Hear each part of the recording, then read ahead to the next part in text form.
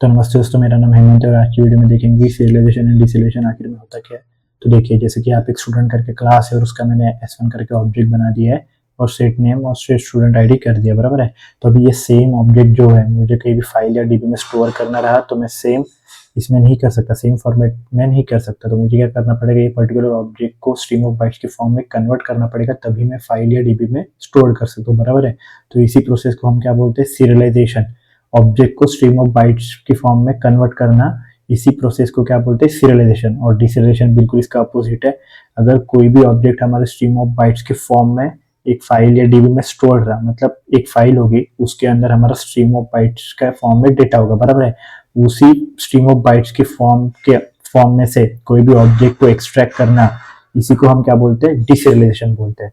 मतलब stream of bytes के अंदर से हमारा कोई भी ऑब्जेक्ट एक्सट्रैक्ट करना, उस प्रोसेस को बोलते हैं हम डिसीरियलाइजेशन।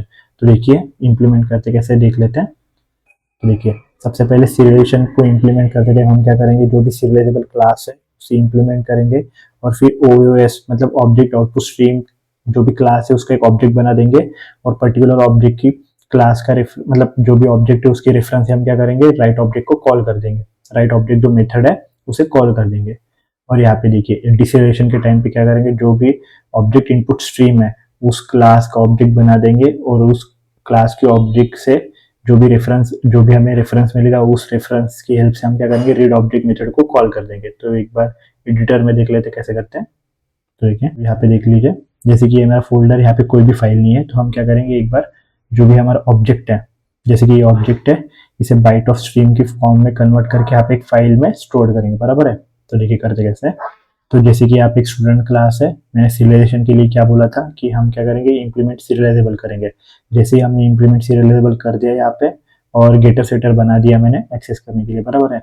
तो सीरियल जैसे कि मैंने यहाँ पे स्टूडेंट क्लास का एक ऑब्जेक्ट बना दिया S1 करके और मैंने प्रॉपर्टी सेट कर दी, सेट नेम कर दिया और स्टूडेंट आईडी कर दी।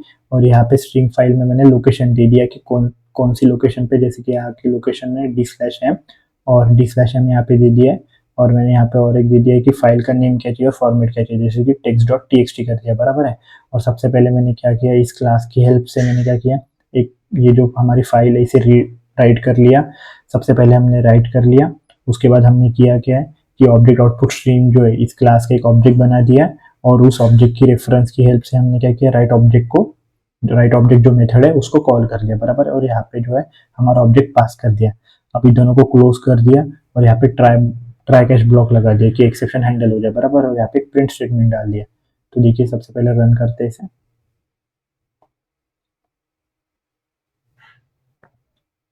तो देखिए, और यहाँ पे देखिए,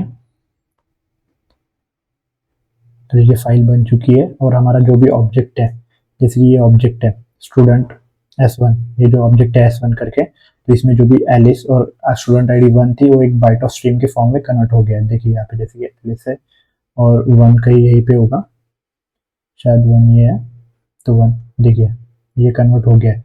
अब इस सेम प्रोसेस को मुझे क्या करना है, डिसीरियलाइज करना है। तो मतलब ये जो फाइल है, इसके अंदर से मुझे ऑब्जेक्ट एक्सट्रैक्ट करना है, बराबर है। तो ऑब्जेक्ट एक्सट्रैक्ट कैसे करेंगे, देखिए डिसीरियलाइज। देखिए सबसे पहले जहाँ जो फाइल से मुझे ऑब्जेक्ट एक्सट्रैक्ट करना है उस फाइल का लोकेशन यहाँ पे मतलब पाथ दे दिया मैंने, बराबर है। और ट्राई कैच ब्लॉक का यूज कर दिया एक्सेप्शन हैंडल करने के लिए। और सबसे पहले मैंने क्या किया कि फाइल इनपुट स्ट्रीम जो क्लास है उसकी हेल्प से मैंने क्या किया, जो पर्टिकुलर फाइल है इसको रीड कर लिया, बराबर है। और यहाँ पे ऑब्जेक्ट इनपुट स्ट्रीम का ऑब्जेक्ट बना दिया और यहाँ का जो रेफरेंस है मैंने यहाँ पे पास कर दिया, बराबर है।